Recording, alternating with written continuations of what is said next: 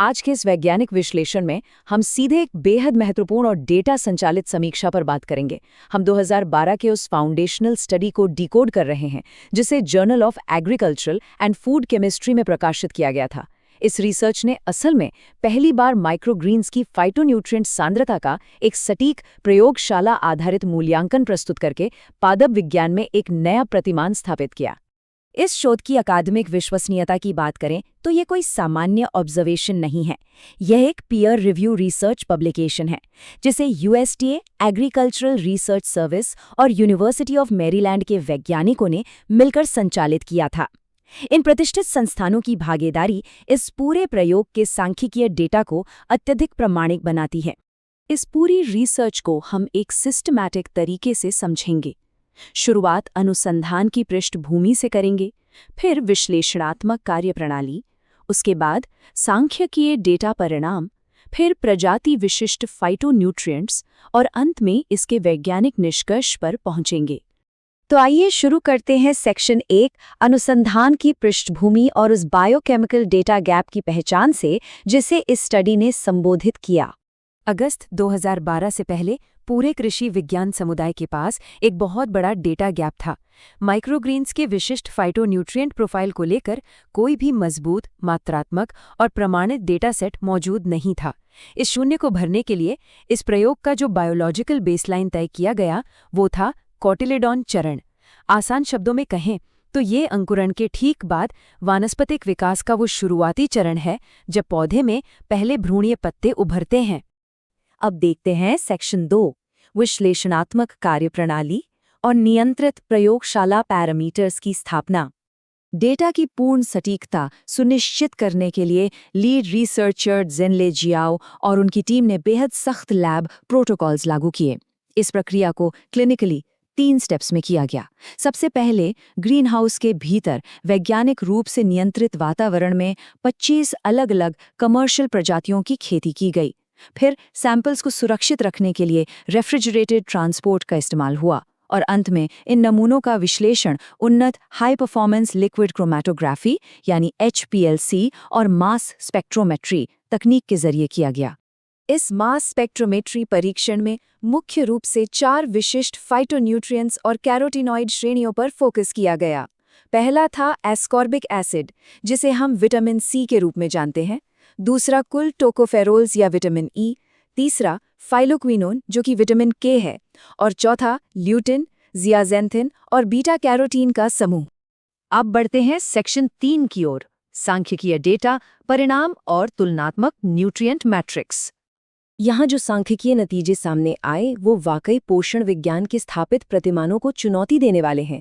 Lab उपकरणों ने मापा कि इन विश्लेषण किए गए माइक्रोग्रीन्स में पोषक तत्वों की सांद्रता उनके पूरी तरह से विकसित यानी मैच्योर वर्जन्स की तुलना में 4 से 40 गुना तक अधिक थी। ये एक बहुत ही असाधारण मात्रात्मक अंतर है। एक और दिलचस्प डेटा एस्कॉर्बिक एसिड यानी विटामिन सी के स्तर में देखने को मिला।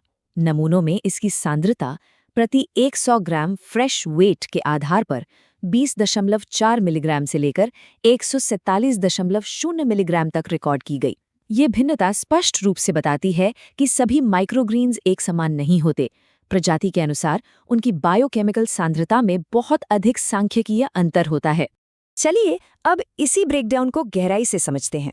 सेक्शन 4 में प्रजाति विशिष्ट फाइटोन्यूट्रिएंट्स और सूक्ष्म बायोकेमिकल विश्लेषण।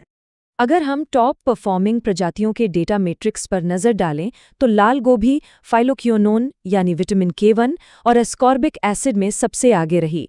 वहीं धनिया या कोरिएंड्रम सैटिवम कैरोटिनॉइड्स जैसे ल्यूटीन और बीटा कैरोटीन के मामले में पूरी तरह से हावी रहा और गार्नेट एमेरैंथ्स ने टोटल टोकोफेरोल्स का उच्चतम स्तर प्रदर्शित किया। केवल लाल गोभी के डेटा पर फोकस करें तो इसकी मैच्योर अवस्था की तुलना में इसकी भ्रूणीय चरण में विटामिन K1 की सांद्रता में 69 गुना वृद्धि दर्ज की गई। यह कोई अनुमान नहीं है बल्कि एक प्रत्यक्ष और सटीक लैबोरेटरी माप है। इसी तरह गार्नेट एमेरैंथ के परिणाम भी काफी विशिष्ट रहे। जब इसका परीक्षण बाकी 24 प्रजातियों के साथ किया गया तो इसने टोटल टोकोफेरोल्स की उच्चतम ग्लोबल सांद्रता प्रदर्शित की। ये दर्शाता है कि शुरुआती सेल्यूलर विकास के दौरान ये प्रजाति जटिल विटामिन ई यौगिकों को सिंथेसाइज करने में कितनी अद्वितीय बायोकेमिकल दक्षता रखती है। अब आते हैं इस विश्लेषण के अंतिम भाग सेक्शन 5 पर, वैज्ञानिक निष्कर्ष और इसके विकासवादी जीव विज्ञान और पोषण संबंधी निहितार्थ। इन अभूतपूर्व मापों के पीछे बायोलॉजिकल मैकेनिज्म क्या है? इवोल्यूशनरी नजरिए से देखें तो पौधा अपने जीवन चक्र की शुरुआत में यानी इसी कोटिलेडॉन चरण में जानबूझकर इन यौगिकों को केंद्रित करता है। ऐसा वो विशेष रूप से तेजी से सेल्यूलर विकास सुनिश्चित करने और बाहरी पर्यावरणीय खतरों से अपनी तत्काल रक्षा करने के लिए करता है। शोधकर्ताओं का क्लिनिकल निष्कर्ष यह है कि माइक्रोग्रीन्स की ये केंद्रित जैव उपलब्धता वैश्विक नैदानिक पोषण रणनीतियों के लिए एक अत्यधिक कुशल तंत्र प्रस्तुत करती है। ये सिस्टमिक माइक्रोन्यूट्रिएंट कमियों को लक्षित करने के लिए एक साक्ष्य आधारित और जैविक रूप से कुशल समाधान है। इस विश्लेषण को समाप्त करते हुए हम वापस उसी सत्यापित स्रोत पर आते हैं। 2012 का यह पीयर रिव्यू प्रकाशन कृषि और खाद्य रसायन विज्ञान के क्षेत्र में एक वास्तविक मील का पत्थर है, जिसने साक्ष्य आधारित प्रयोगशाला अनुसंधान के माध्यम से न्यूट्रिशन साइंस की समझ को हमेशा के लिए गहरा कर दिया है। अंत में ये पूरा डेटा एक बहुत ही विचारोत्तेजक अकादमिक सवाल खड़ा करता है। यदि वानस्पतिक विकास के केवल एक विशिष्ट पृथक भ्रूणीय चरण में इतनी विशाल और मापने योग्य बायोकेमिकल सांद्रता मौजूद हो सकती है, तो पादप जगत के ऐसे और कौन से अज्ञात जीवन चक्र हो सकते हैं जिनका अभी तक विश्लेषण नहीं किया गया है। ये निश्चित रूप से साक्ष्य आधारित नैदानिक पोषण के भविष्य में अन्वेषण के लिए एक विशाल और अछूता क्षेत्र प्रस्तुत करता है।